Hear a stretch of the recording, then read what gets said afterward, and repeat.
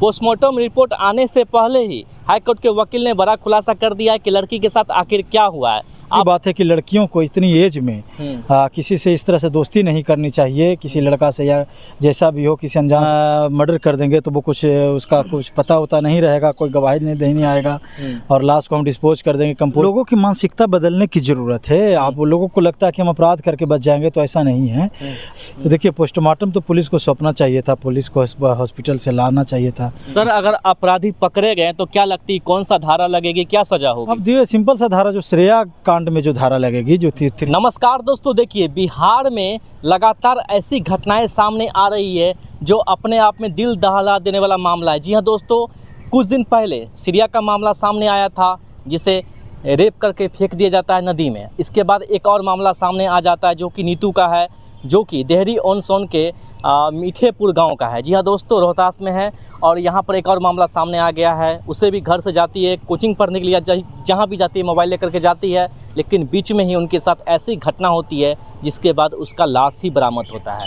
लेकिन सस्पेंस सबसे बड़ा अभी सस्पेंस बरकरार है कि आखिर पोस्टमार्टम रिपोर्ट नीतू का क्यों नहीं आया है, आखिर पोस्टमार्टम क्यों नहीं दे रही है पुलिस, कहाँ पेच फंसा हुआ। चलिए, अभी मेरे साथ हाईकोर्ट के जाने माने प्रसिद्ध वकील बबलू सर है, चलिए इसे जानने का प्रयास करते हैं कि आखिर पोस्टमार्टम रिपोर्ट क्यों नहीं दे रही है। सर देखिए, पहले बात तो बड़ा दुख हुआ कि इस तरह के लगातार जो बिहार में जो घटनाएं घट रही है। कुछ दिन पहले श्रेया का मामला था, क्योंकि मैंने उसमें कहा था कि इसमें पुलिस जांच नहीं कर रही है, पुलिस मामले को मैनिपुलेट करने की कोशिश कर रही है, ढकने की कोशिश कर रही है। और आखिर देखिए कि मीडिया का प्रेशर और लोगों का प्रेशर लगातार जब बना तब पुलिस ने अरेस्ट भी किया, 2 लोग गिरफ्तार भी हुए हैं और उसका मामला ठंडा भी नहीं हुआ है। तो फिर एक नीतू जो एक लड़की है उसके साथ नीतू कुशवाहा जो भी है उनके साथ इस तरह का घटना हुआ है, तो बड़ा दुखद है। और जहाँ तक इस सवाल बनता है कि पोस्टमार्टम का, तो देखिए पोस्टमार्टम तो पुलिस को सौंपना चाहिए था, पुलिस को हॉस्पिटल से लाना चाहिए था और पोस्टमार्टम बजाते प्रेस कॉन्फ्रेंस करके अधिकारी को ये बताना चाहिए था कि उसमें क्या हुआ है। तो पोस्टमार्टम रिपोर्ट ही पुलिस को एक बहुत बड़ा सबूत हो सकता है, उसकी जांच में वो बहुत बड़ा एक सहयोग का काम करेगा, एविडेंस का काम करेगा, ताकि जांच किस दिशा में जाए वहां से वो तय होगा। जब सर लड़की के माता पिता यानी कि नीतू के माता पिता गए पुलिस थाना में कि मुझे पोस्टमार्टम का रिपोर्ट दीजिए, लेकिन परिजनों को आखिर क्यों नहीं सौंपा जा रहा है?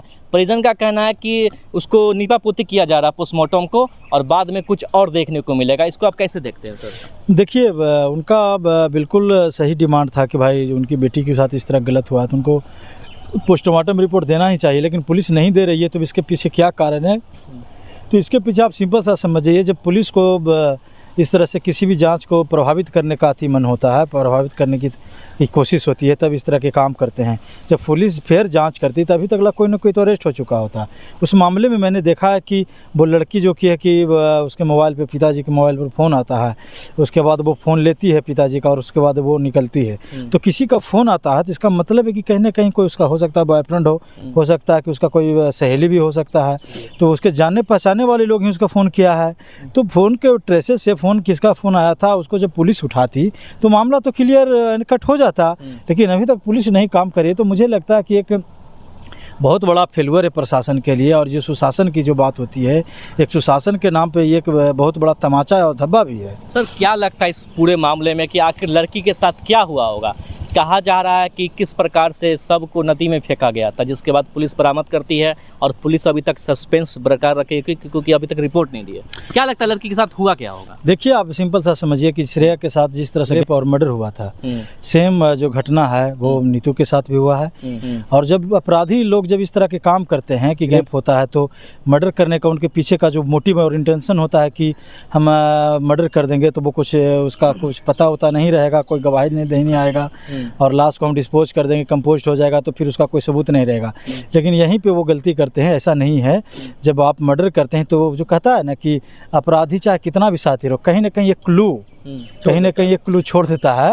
लेकिन अब बात रही कि पुलिस किस तरीके से जांच कर रही है। पुलिस अगर फेयर इन्वेस्टिगेशन करेगी, ईमानदार तरीके से जांच करेगी तो 24 आवर मुझे लगता है कि मैक्सिमम है अपराधियों को शिकंजे में लेने के लिए। सर, टोटल अगर दिनों को देखा जाए तो 10 दिन हो चुका है। 27 तारीख को घटना हुई थी, यानी कि 9-10 दिन हो चुका है, ठीक है।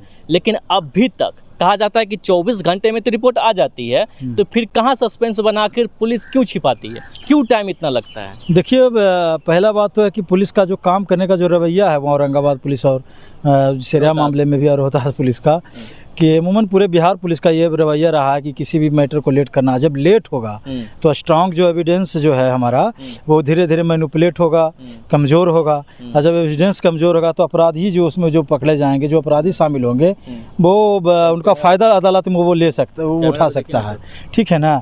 तो मुझे लगता है कि पुलिस कहीं ना कहीं कोई दबाव में तो काम नहीं कर रही है, या हो सकता है कोई बहुत बड़े लीडर का बेटा हो, कोई बहुत बड़े बिजनेसमैन का बेटा हो, या हो सकता है पुलिस का ही रिश्तेदार का कोई इसमें हो। तो मुझे लगता है कि पुलिस को ईमानदारी से जांच करने की ज़रूरत है, और अगर इस तरह की जांच प्रभावित करने की कोशिश की जा रही है, अभी तक पोस्टमार्टम नहीं मिला है, अभी तक किसी की गिरफ्तारी नहीं हुई है, अभी तक पुलिस के द्वारा कुछ बोला नहीं जा रहा है, तो मुझे लगता है कि मैं उनके परिवार से कहना चाहूँगा कि आप आइए हाई कोर्ट में, हम आपके लिए लड़ने के लिए तैयार हैं। आपके लिए हम जो हमारा फीस है वो फीस भी हम नहीं लेंगे, 1 रुपया लेकर आपका केस लड़ेंगे। और हाई कोर्ट में मुझे लगता है कि जब हम लोग रीट करेंगे तो यहाँ से कहीं ना कहीं न्याय ज़रूर मिलेगी, और यहाँ से मुझे लगता है कि इस तरह की जब लगातार घटनाएं हो रही है तो मुझे लगता है कि हाई कोर्ट हो सकता है कि मामले को CBI तक भी अपना उसको भेज सकती है। सबसे बड़ा सवाल है कि आखिर कब तक मासूमों की जान जाती रहेगी। मासूम इस प्रकार से अगर रोड पर कोचिंग पढ़ने जाती है और इस प्रकार से घटना हो जाता है, कभी बॉयफ्रेंड का चक्कर है, जैसे सरिया मामला में भी देखा गया, तो बाद में बॉयफ्रेंड का चक्कर मिला जो कि पहले पता नहीं चल रहा था। और इस केस में जैसा आप बता रहे हैं कि कोई ना कोई बॉयफ्रेंड का चक्कर है, बॉयफ्रेंड फ़ोन करता है, जिसके बाद ये सब कांड होता है। देखिए, लोगों की मानसिकता बदलने की ज़रूरत है। आप लोगों को लगता है कि हम अपराध करके बच जाएंगे, तो ऐसा नहीं है। अपराधी कभी बचता नहीं, हमारे पास स्ट्रॉन्ग कानून है और आप कभी भी नहीं बच पाइएगा। अपराध कीजिएगा तो उसकी सज़ा मिलती है।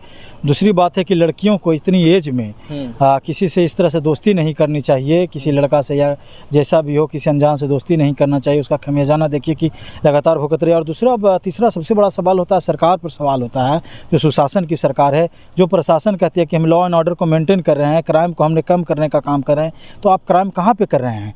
आप जब जांच नहीं कीजिएगा अच्छी तरह से आप अपराधियों के साथ अब कड़ी एक्शन नहीं लीजिएगा उसके खिलाफ में, तब इससे मुझे लगता है कि अपराधी कंट्रोल नहीं होगा। और अपराधी का मनोबल इसी तरह बढ़ता है कि जब आप लेट लतीफ़ कीजिएगा, जांच को प्रभावित करने का काम कीजिएगा, तो जो अपराधी होता है उसका हौसला बुलंद हो जाता है और उसे लगता है कि कहीं ना कहीं हम अदालत से बरी हो जाएंगे। सर, अगर अपराधी पकड़े गए तो क्या लगती, कौन सा धारा लगेगी, क्या सजा होगी? अब देखिए, सिंपल सा धारा जो श्रेया कांड में जो धारा लगेगी, जो 376D है, जो गैंग रेप का धारा है, 34 एक कॉमन इंटेंशन है, 120 भी है जो कि क्रिमिनल कॉन्स्पिरेसी का है, 201 है कि जो एविडेंस छुपाने का है, 302 मर्डर का है। तो आप सिंपल सा जान लीजिए कि अगर पुलिस बढ़िया तरीके से काम करेगी, अच्छे तरीके से एविडेंस स्ट्रॉन्ग करने, कलेक्ट करने का काम करेगी, जांच करने का काम करेगी, तो फांसी की सज़ा इसमें एकदम कन्फर्म है कि इसमें कोई रोक नहीं सकता है। जो अपराध हो रहे हैं वो सिमिलर जो लाइक है कि वो निर्भया जैसे कांड है। श्रेया के साथ भी इसी तरह हुआ, मर्डर हुआ, बॉडी को कंपोज करने की कोशिश किया गया, फेंक दिया गया, और नीतू के साथ भी इस तरह रेप और मर्डर हुआ है। तो आप सिंपल सा समझिए कि किसी के पीछे इसकी कोई अथी नहीं है। दोस्तों, आप देखना होगा ये कि कहा जा रहा परिजनों के द्वारा कि सोमवार को पोस्टमार्टम का रिपोर्ट आने वाला है, लेकिन पोस्टमार्टम रिपोर्ट आने से पहले ही हाईकोर्ट के वकील ने बड़ा खुलासा कर दिया है कि लड़की के साथ आखिर क्या हुआ है। आप देखना ये होगा कि पुलिस प्रशासन आगे क्या करती है और कब तक नीतू को न्याय मिलता है और बिहार में ये कब तक चलता रहेगा। बाकी इस वीडियो के बारे में आपकी क्या राय है, आप नीचे कमेंट कर अपनी राय हमारे साथ ज़रूर शेयर कीजिएगा। जय हिंद, जय भारत।